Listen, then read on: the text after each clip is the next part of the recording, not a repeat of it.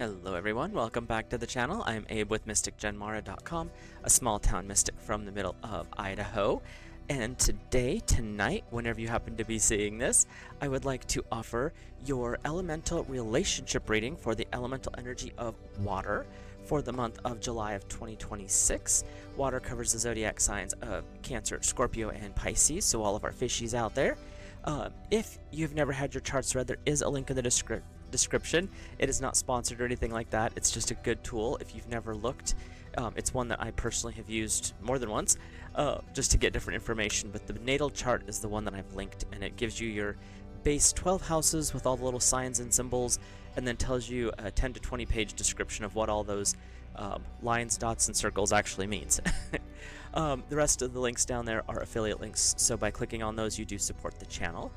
How I like to do my relationship readings is we'll look at the singles of water first, and then we'll look at those in relationships for each group.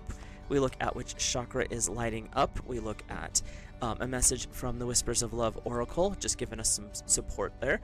And then we look to the tarot to find out a little bit more information or some clarification.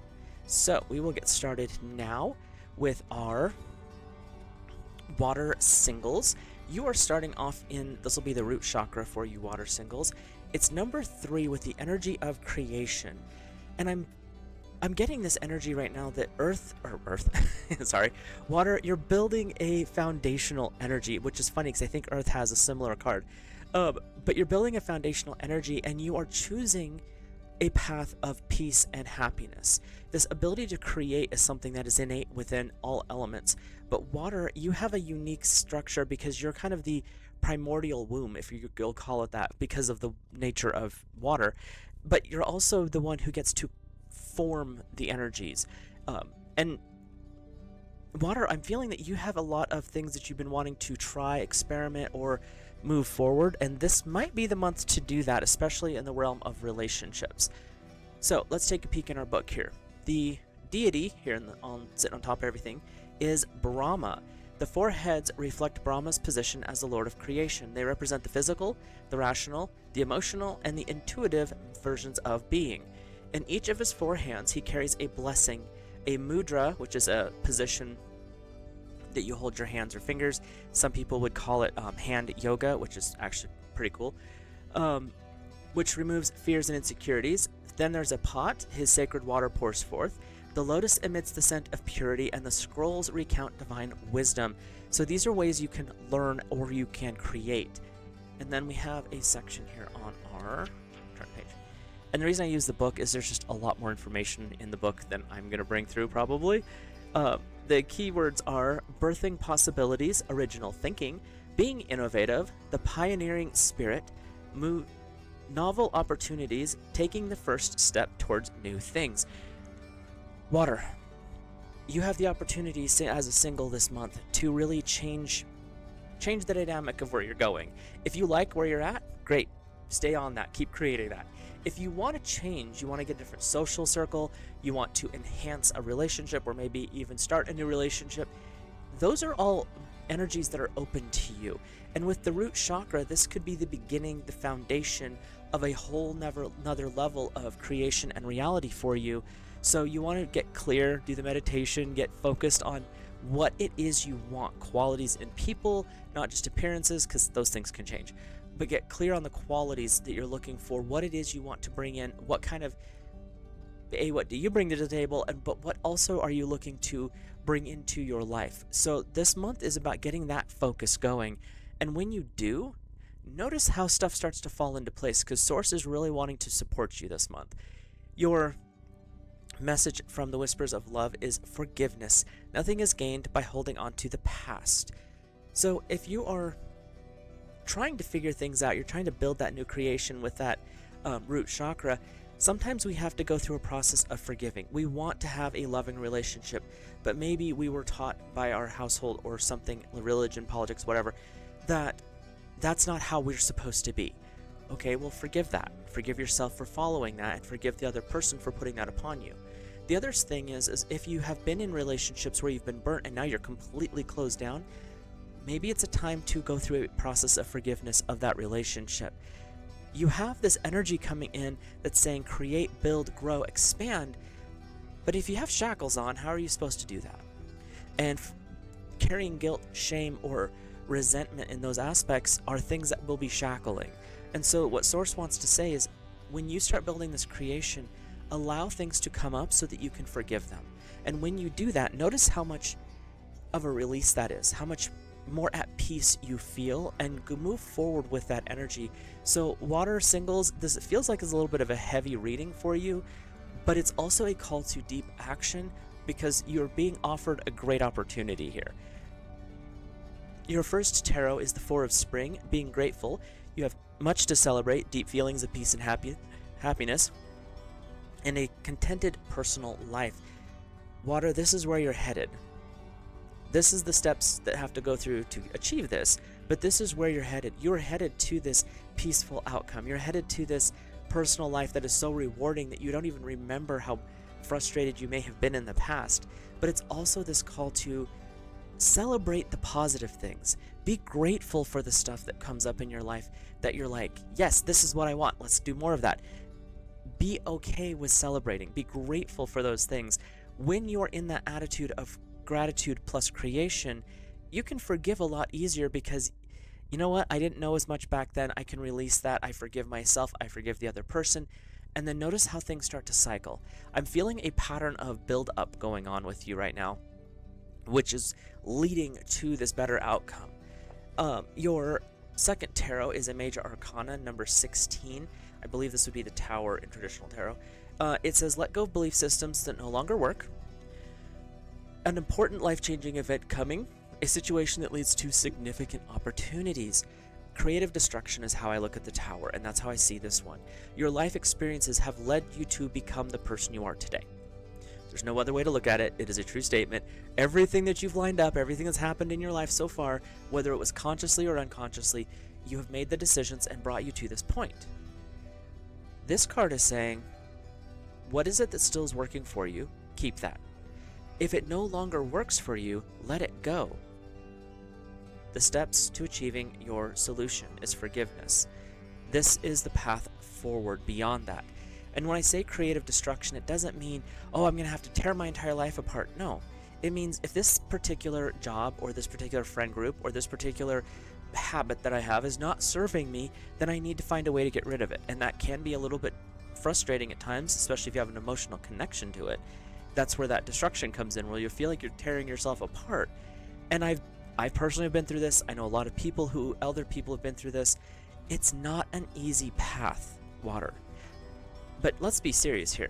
Every zodiac sign of water has chosen a very difficult path when their soul came in. They're not here to be love, light, and unicorn farts. They're here to figure it out and get into the viscera of it. Especially if you're like a Piscean, you're very much more okay with digging into that because that's part of your power. That's part of your abilities, your talents, is to be able to look at things from the deeper perspective. And when we look at the element of water, you carry the heart of the ocean. You are the probably most complex of the four elements when we talk energetically and emotionally. So you do have this ability to choose, to release, and to fix, and to heal. And that's what's being called forth for our water singles, is when we get through this complexity that we call life, notice how things shift and change for you. But sometimes we have to go through those tower moments, that creative destruction where we clean things up, we figure out what's working, what isn't working, and then move forward from there. And if you do that with an attitude of forgiveness and gratitude, you're going to be surprised by the results. So let's hop over to our water couples. Before we hop into that, if you're new here, hit that subscribe button, drop a like on the video. Also, if you are someone who's intuitive or you happen to see something different with the cards, feel free to comment and let me know your thoughts, feelings, and impressions. I read intuitively, so it's always interesting to hear what other people have to say. With that, we're going to hop into our water couples. And for couples, this could be you as the water within the relationship. It could be your partner, so you're cross-watching. Or it could be just between the two of you, there's just a lot of water built up in there. So let's see where you guys are at. You are in number 45, oneness, I believe. This is the crown chakra. And right off the bat from this one, what I'm feeling is, in the spiritual perspective, when two people come together, it's the two becomes one energy, which is also seen here, but also up here in the faces and in the aspect above. It's this energy of joining to the point where you don't have to question what the other person thinks because you already know. You already know how the other person's going to respond. And this energy of oneness is so strong because you guys are willing to do the inner work. You've done the inner seeking. You've found balance in a way that other people are almost envious of. You've done it so naturally that you didn't even realize it happened.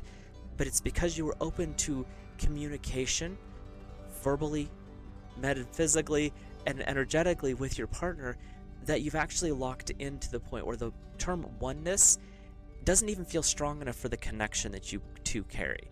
So, you're in the crown, and this deity is Kameshwara. Divinely handsome Kameshwara, which is an aspect of Shiva, sits in oneness with his consort Kameshwari, an embodiment of Lalita Shakti, the goddess of love. Shiva and Shakti are united as one. Their transformative union illustrates lunar negative feminine energy and sunlit masculine positive energies that flow like electrical currents upwards along the spine through the lower 6 chakras, merging beyond duality. This is an aspect of the Kundalini, you could call it. And we'll get to the... If you look at the card, you see how there's energy swirling. And when they say negative, we're not talking about bad or evil. We're talking about the positive and negative charges in life. One is projective, one is receptive. The negative energy is receptive, which is more feminine. The projective energy is more masculine. So when you look at it from that perspective, you're literally building a charge between the two of you. And that's where this energy of creation flowing up here is coming into being as. And like I said, you can view this as the Kundalini that rises. And if you happen to be a couple who practices things like Tantra, you already know this. This is not a new thing. This is just reinforcing that what you're experiencing is actually real. And so that's where we're coming with this energy. Your keywords are love and oneness, pure spirit, being connected, your ability to reflect another's truth, unity and union, common ground, and being able to agree. Being able to agree. How many people out there like to argue just for the sake of arguing? In this energy, when you're in a relationship, you actually look for reasons to agree with the person. You look for areas of alignment because it enlightens both of you. It enhances both of you. Now, that doesn't mean you're not going to have like a little squabble now and then. That's just part of life. But when you can find neutral ground and come together with reason and logic, everything else tends to fall into place. And that's this energy of oneness, because you know if there's a disagreement, you can go to this point and communicate clearly.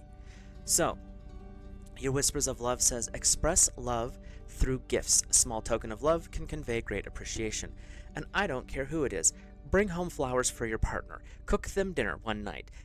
Drop the kids off at Grandma and Grandpa's house and plan something so that you and your partner can actually have a relaxing, joyful time. It's not that you have to spend a lot of money to do this. Sometimes it's literally as simple as cooking dinner. Sometimes it's just as simple as bringing them home a flower, taking the dog for a walk so they can relax after a rough day, whatever it is. But this is where this giving and receiving is coming in. And in the energy that comes in from oneness, your crown chakra here, it's also this energy of just knowing. You walk in the door, you see your spouse with the kids, and they look like they're about to pull their hair out. You know what? I'm going to take the kids. We're going to go get dinner. We'll go pick it up somewhere. Go take a shower. We'll be back in 15 minutes or 20 minutes. That way your partner can decompress a little bit. And then when you guys come back together, you're aware and in the moment with each other. And it's not just the chaos of existence. If you're both working all day long, whoever gets home first, do something and prepare for the other person. It's this balance of energy that comes with oneness where you just intuitively know, and you're going to help fix problems before the other person has to, say anything. But that energy of oneness for the water couples is this tight bond. I'm actually a little jealous right now because I'm a single person, but this water energy coming in here for the couples is really beautiful, but it's also showing what relationships are supposed to be. Does that mean that everything's going to be perfect? Absolutely not. We're human. But it means it's going to be the best it possibly can be in this situation. Your first tarot is number 8, the Justice card. Take time to review details carefully. You will win in the end. Fair and objective decisions. Again, the energy of balance. It's the energy of seeing things from a neutral perspective. It's the energy of coming together where the right, divine right, is the correct thing that you're doing. It's not, well, I have to be right because, no. What is the best thing for the relationship? That's what's right. How do we show up in the world where we are strong together and we don't have to worry about the outside?